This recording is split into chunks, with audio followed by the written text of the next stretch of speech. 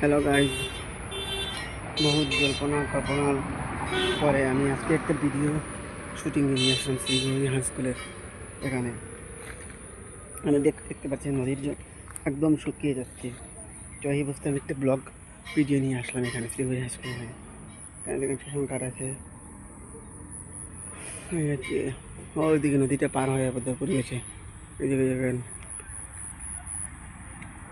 আবার অতিক্রম করেছে, এদিকে মালবা হয়ে নদীটি হরিণী ঘরে গিয়েছে, গিয়ে দুই ভাগ হয়েছে, সুরমা এবং কুশিয়ারা।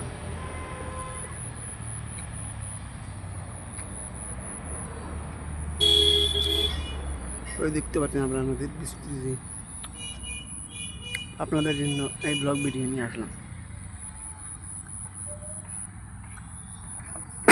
নদীর বর্তমানে এখানে কাজ চলছে ব্রিজের এখানে।